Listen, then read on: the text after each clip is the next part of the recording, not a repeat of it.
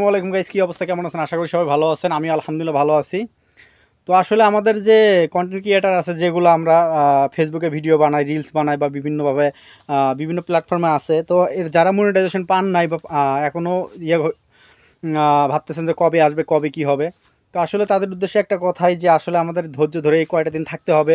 2025 পর্যন্ত অপেক্ষা করতে হবে। 2025-এর আগে আসলে কোনো কিছু হবে না।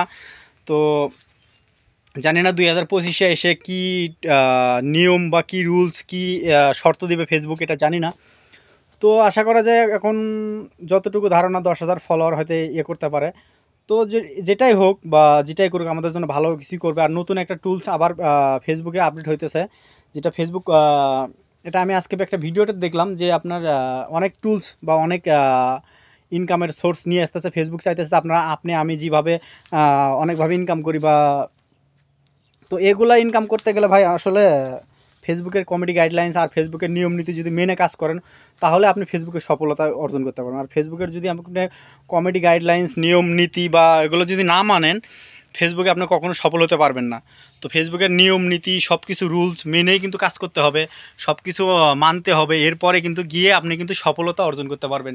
তো সবার উদ্দেশ্যে একটা কথাই বলি যে ধৈর্য ধরে কাজ করেন, অনলাইন জগতে অবশ্যই ভালো কিছু করতে পারবেন। ধৈর্য যদি আপনার মনের মধ্যে যদি ধৈর্য থাকে, তাহলে আপনি অনলাইন জগতে থাকেন। আপনার মনের মধ্যে যদি ধৈর্য না থাকে, আপনি যদি কোন যে আজকে আসলাম কালকে টাকা ইনকাম হচ্ছে না, তাহলে আপনার জন্য অনলাইন জগৎ না ভাই। ফেসবুক জগৎটা আসলে অনেক কঠিন, অনলাইন জগৎটাই কঠিন ভাই। কারণ আমার ইউটিউব চ্যানেলে অলরেডি 26,000 ফলোয়ার আছে, কিন্তু আমার ওয়াচ টাইম পূরণ হয়নি, ভিউজ পূরণ হয়নি।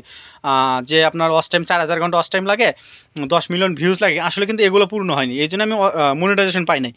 তো আসলে আমি ইউটিউবে আমি কাজ করি না, তারপরেও আমি যে টুকটাক যে ভিডিও টিডিও আমি ইয়েটা করি, হয়তো 2-1টা লং ভিডিও পোস্ট করি, তো এইগুলোই।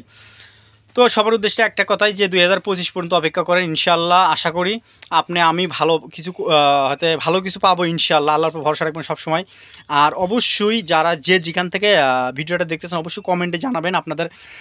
আর গতকাল রাতে আমি লাইভে আসছিলাম, লাইভে আসার পর দুইটা বড় ভাইয়ের সঙ্গে কথা বললাম, ইন্ডিয়া।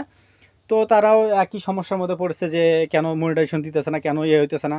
তো আসলে এটা নিয়ে ভাবার কোনো কারণ নাই, ভাবার কোনো টেনশন করার কোনো কারণ নাই। ইনশাল্লাহ 2025-এ আমিও পাই নাই, আমি শুধু স্টার সেট আপ পেয়ে গেছি। তো অনেকের দেখলাম যে স্টার পেন্ডিংয়ে আছে, বা অনেকের আপনার অ্যাড অন রিলস ইনস্টিম অ্যাড পেন্ডিংয়ে আছে। আসলে এগুলো এখন বর্তমানে কোনো টুলস দিতেছে না, কোনো দিতেছে। কাদেরকে দিতেছে? যাদের ইনস্টিম অ্যাড অন রিলস এগুলো ইয়ে আছে, তারা শুধু তারাই পাইতেছে কন্টেন্ট মনিটাইজেশন। আর আমরা নতুনরা পাবো 2025-এ গিয়ে, ইনশাল্লাহ আমরা নতুনরা পাবো। তো এটা না টেনশন করার কোনো কারণ নাই। ইনশাল্লাহ আমি ইনশাল্লাহ আশা করি 2025-এর প্রথম থেকে ইনশাল্লাহ পেয়ে যাব। তো অবশ্যই আপনারা পেজটা আমার ফলো দিয়ে রাখবেন। আমার বাংলাদেশ 71 একটা পেজ আছে, ওই পেজটা আমি বর্তমানে কাজ করি না। তো পেজটা আমার একটু সমস্যার কারণে আমি পেজটা অফ করে দিতে হয়েছে।